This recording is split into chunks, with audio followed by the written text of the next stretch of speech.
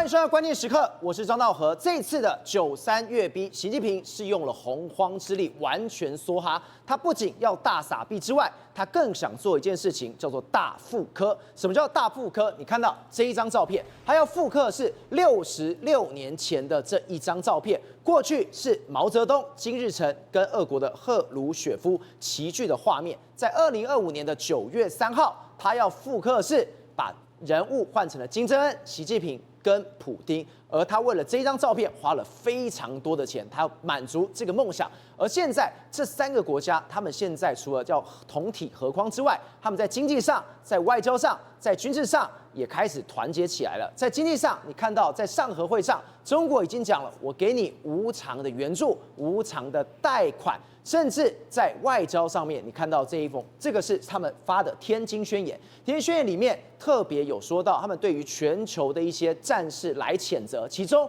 包含了以巴的冲突，甚至美国跟以色列对伊朗的冲突。但怪的是什么？怪的是它里面根本没有提到乌俄战争，这代表他现在完全的挺普丁，而且完全的做足他面子。但是这3国看起来已经在非常友好、非常团结的一个泡泡的情况之下，竟然今天有一个人把这个泡泡给吹破了，他就是美国的财政部长贝森特。他怎么说？他说这个所谓上合会到93军演，这20位非西方国家领导人出席中国的上合会根本只是一场秀，而且他毫不留情的直接批评，不仅是一场秀之外，你的戏也演得太烂了。好，我们现在介绍今天的来宾，第一位财经专家黄世聪，大家好；时事评论员张宇轩，大家好；资深媒体人姚慧珍，大家好；资深社会记者刘玉峰，大家好；资深社会记者王瑞德，大家好。好，最后是林传媒政治司法组召集人吴正峰，大家好。世聪，我们昨天才讲，习近平为什么我刚刚讲梭哈？花了这个军演花了多少钱？1500多亿。对，上合会撒了多少银子？我们昨天也有讲了，无偿的援助、无偿的贷款，为的是什么？为了一个面子。而93军演是为了什么？就是为了复刻这一张的照片。没错，这一张照片，对习近平来说多重要啊！当时是中国、俄罗斯，甚至北朝鲜，他66年后，他现在也想复刻这一张照片。对，复刻这张照片的背后是什么？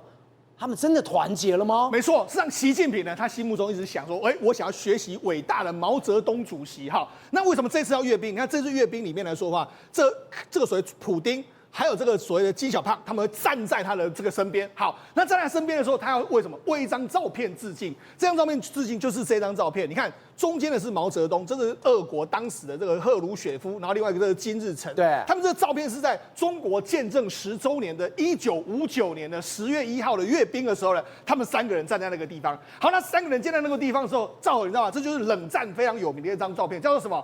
中国、俄罗斯还有朝鲜3个冷战核心的国家跟美国对抗的一个标志。那今天呢，变成是他们3个，也就是说，习近平、普丁还有金正恩3个为一个领导的一个对美对抗战了吗？对，所以某些意义来说，它的确是这个样子。好，所以他阅兵为什么要做出这样的这个阵仗，就要告诉你，美国我是跟你磕到底。好，另外一个，因为这一次呢，到这个所谓上合会或者说阅兵了，非常多国家。那当然，美国也非常关心这件事。美国的时候，这时候有一个人出来讲话，叫贝森特。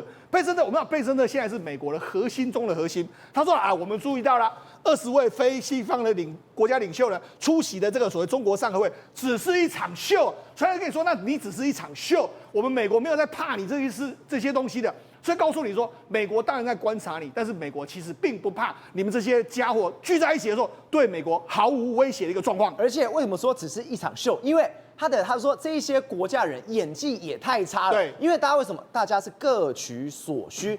他现在这样讲，但你看到现在上合会这个元首理事会的天津宣言，这天津宣言我才知道，原来习近平真的是用了所有的力量，一定要把这个团结给做起来的。对，没错。好，我们现在来看一下这个上海合作组织成员国元首理事会的天津宣言。天津宣言里面来说，当然漏等了哈。我们讲，如果天津宣言照理说你是有国际组织的这个状况，你应该是说，我们对未来的这个国际的政治有什么样一个版图，有没有蓝图，对世界的看法。可如果你仔细看了，你看他一开始说什么？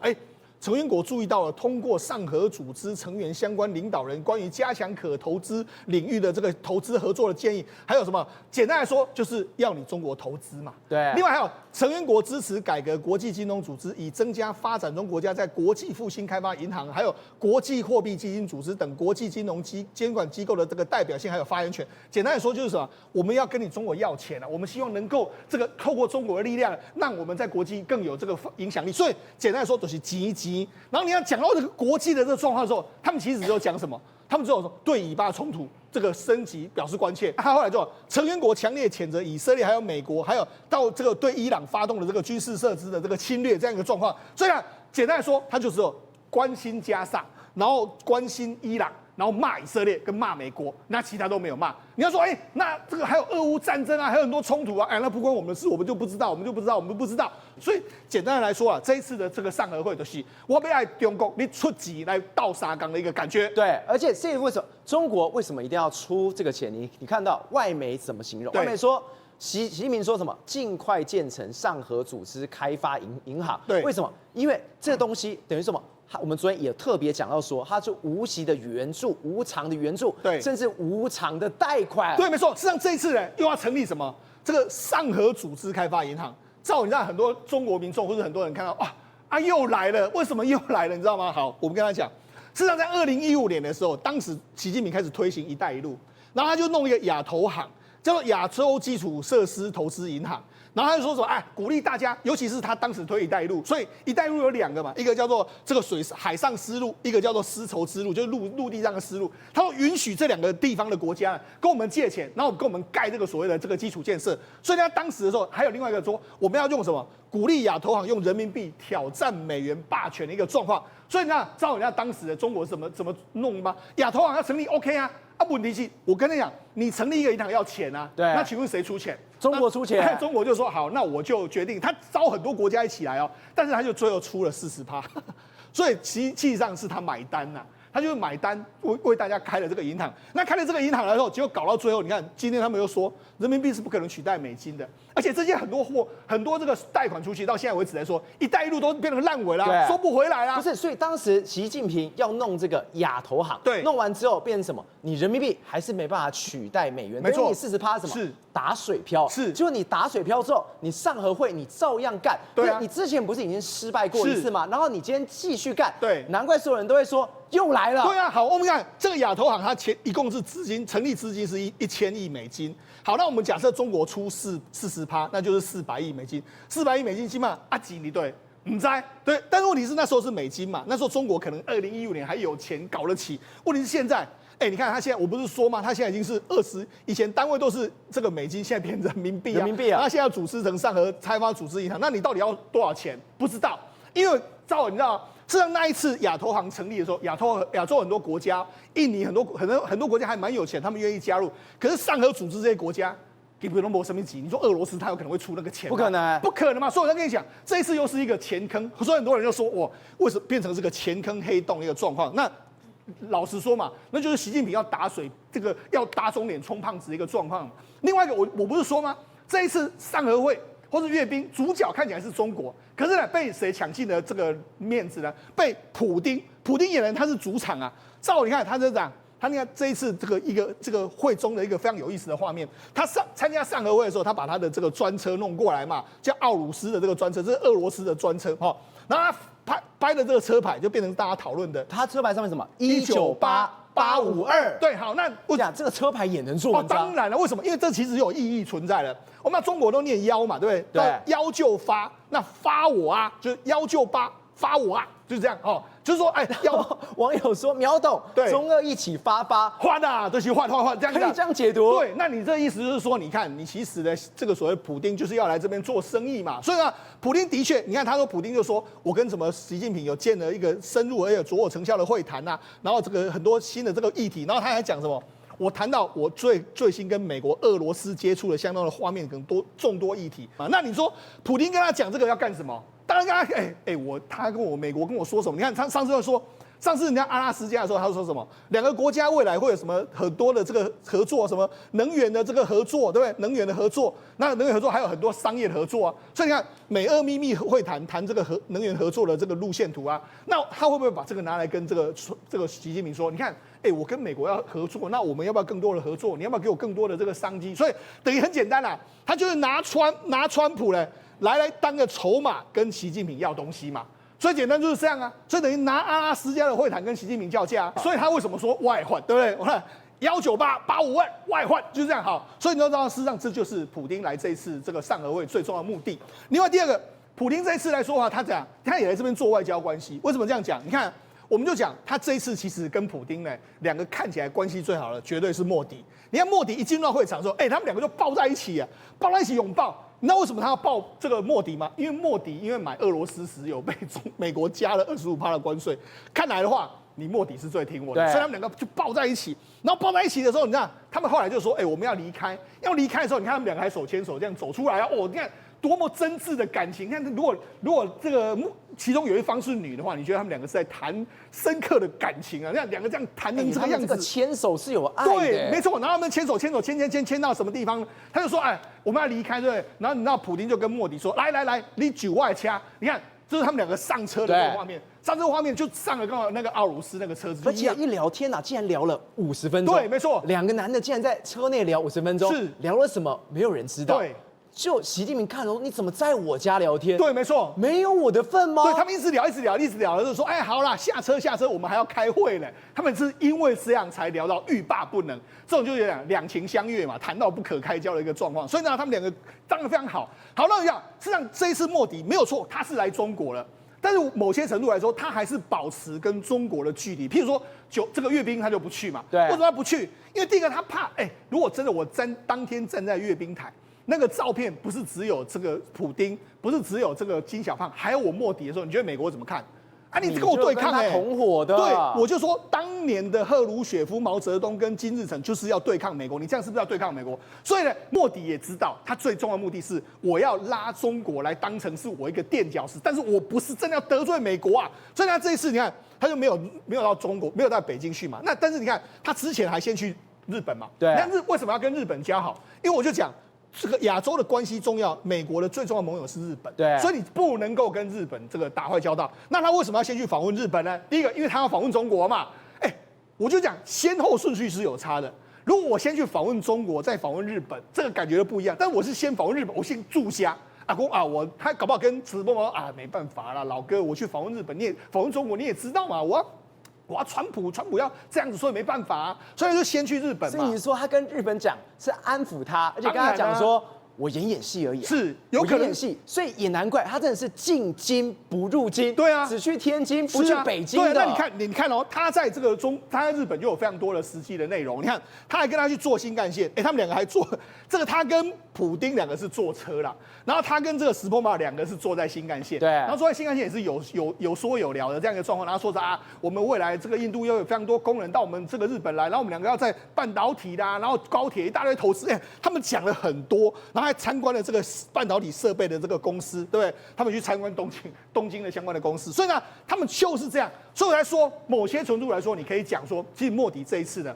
也是有点若即若离的对中国。好，另外一个我不是说吗？这次为什么金正恩愿意到93阅兵的时候，他愿意到这个北京来？因为很简单嘛，他就直接跟你说，习老大，你要我出席可以啦哈，那我就跟你说，我就1亿美金的无偿的援助，就是你给我几个美金我都去。所以也难怪他放的这一张照片是笑得这么开心。当然啊，我要去找我的财神爷了。是没错，我这一次尽管要搭这么久的火车，对，我来了。好，那我就讲，事实上他在这个阅兵之前，他也做了非常多动作。你看。他现在8月29号，当时我们不是在节目上有讲嘛，安慰这个所谓去这个援助朝鲜的人，他跟他抱在一起，然后痛哭，然后跟他们站在一起，这样子说我敬爱你们，你们为国家做出了重大的贡献。好，那紧接着下来的话，去视察所谓飞弹的这个生产线，就说我们这个飞弹做出来越来越多。好，那他做这些动作要干什么呢？第一个。我表示我是俄罗斯相关重要的伙伴，对。再来就是说，我有飞弹哦，你南韩跟日本给我小心一点了。好，那做这个之后，他紧接下来就登上天安门，这个意思就是说了，你美国不是只有要对付中国、对付俄罗斯啊，你也要注意我朝鲜也是个咖。那为什么要这样讲呢？因为很简单，因为现在美国总统是川普。川普曾经前一阵子说什么？搞不好我今年会跟这个金正恩见面嘛。对，他说我搞不好来这个 APEC 的时候，就顺便到北韩走一走。他还给李在明出难题，对啊，你要去处理这件事情。是啊，我跟金小胖是朋友。对啊，所以金小胖也看到了，那我就要当然展示说我在国际上，我有周武地位啊，对。所以他现在好不容易川普又来了，那当然是想办法能够跟这个获得川老大的关爱的眼神。好，那获得川老大最关爱的眼神要怎么方法？当然就跟习近平站在一起啊，跟习近平站在一起，你才会关爱我啊，否则你怎么会关爱我呢？所以我就讲，像这次大家等于是说了，或许都是要跟美国打交道，或者要跟美国叫牌的时候，我就把习近平当成是一个昂阿飘站在这个地方，然后就当成是一个跟美国叫板的这个力量。但是你说真的，利益当前的时候，假设真的美国丢出什么橄榄枝，还是丢出什么，我觉得啦，北朝鲜，或是说俄罗斯，或者说印度，你难保他们真的搞不好就站在美国那一边。所以贝森特讲的是对的，他说这根本就是一场秀，对，而且这一场秀里面大家演戏演得很烂，是，这代表一件事情，是这一些国家感觉很要好，随时都可以去拆解他们。对啊，所以我才说为什么贝森特说啊，这就是秀。因为秀就是没有任何实质的内容嘛，对？你说美国当然有在观察这些，美国看着就好了，这个其实也不难解决，只是美国解决问题有这个先后顺序。所以我跟你讲，这个三合会或者阅兵看起来是很热闹啦，但是在美国的眼里，那真的就只是一场秀而已。宇轩，我们刚刚特别提到，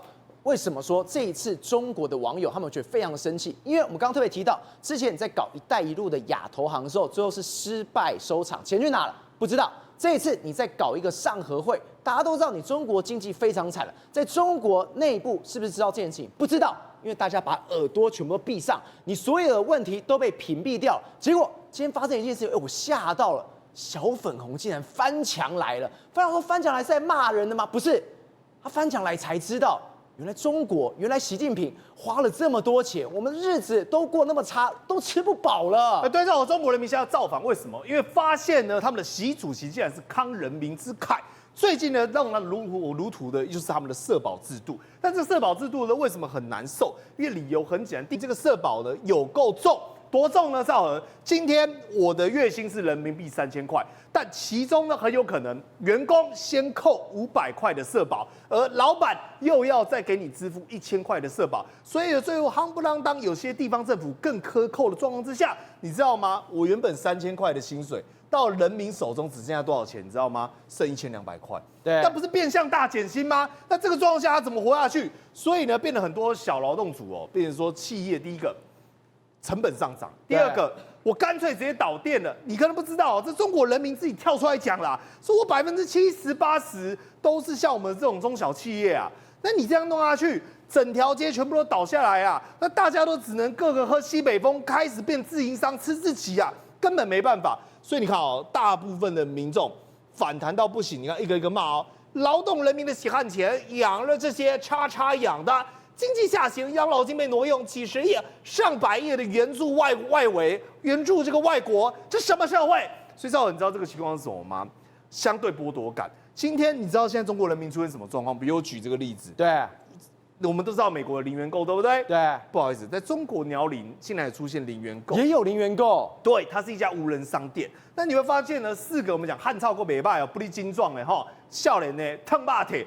就是我没穿上衣，直接这样冲进来开始干嘛呢？搜刮，然后呢，你看给西传后狼的这一照，这个画面有没有像美国？就竟然出现在中国，所以他们根本就是看完美国之后，来中国直接来实行这件事情。对，因为第一个代表他们的环境跟待遇可能跟美国也很像美国现在很多我们讲的中低下阶层的也过得非常惨。那在第二个，真的有人躺平，你知道吗？我们讲的这个都不是什么落后城市，这个看到的地方是在长沙。对。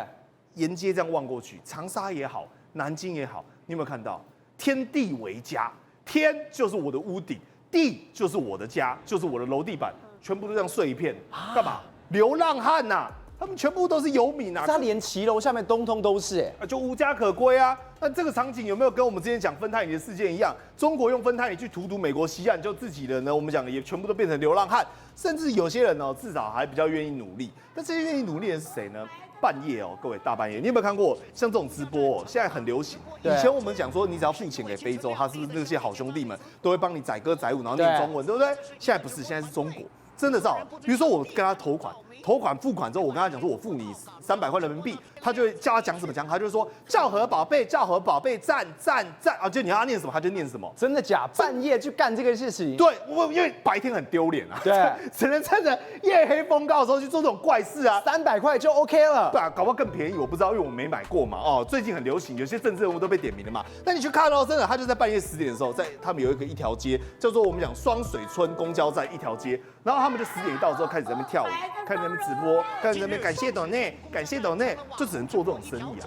那甚至有些是集团性的，有些是个体户啊。那为什么会这样子呢？因为代表说你现在要吃正常饭都吃不下去了嘛。你不要讲正常饭好了啊，我们讲以前中国有一个最流行的叫什么穷人3件套。有什么榨菜、泡面跟可乐？对，穷人我只要有这3件套，我绝对活得下去。不管你月薪2000、3000人民币都没问题。来，赵好，你看3件套现在变这样了，从神坛陨落了。你知道为什么吗？没有人买了，因为3件套太贵了。最便宜的大概5块人民币，但是呢，这种根本吃不饱。最贵的你知道多少吗？连我都买不下去，80块人民币，将近快要400多块台币耶。那你这样这么贵，350、400块台币。你要去怎么吃？所以他们就说，连这个泡面目前业绩大家都下滑了，跟过去往年我们讲的年比大概下滑了15亿台币我们讲的整个百分比大概2.53，甚至连泡面的零售业都少了3、4千家。但是你知道吗？官方还是有钱，为什么？因为他要拿你社保嘛，饿你人民嘛。我们讲的负我官方嘛。来，赵，你看它这个如此雄壮威武、如此雄伟的一个建筑物，它盖在哪里？它盖在江西。有一个叫上饶的地方，有一座灵山。这个灵山呢，非常的漂亮我们讲有石有木，整个呢犹如同一幅画一样。对。偏偏这幅画里面呢，多了一个怪怪的就有手扶梯。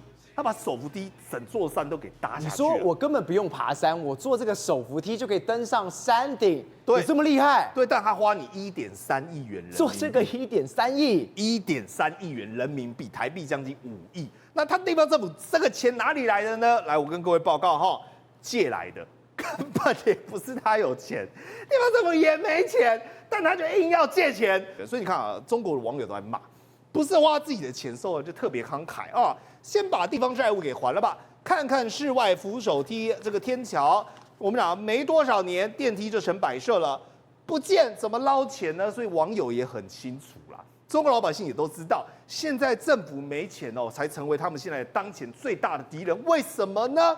因为他们发现会抢、会捞、会骗的，都是来自于自己的地方父母官。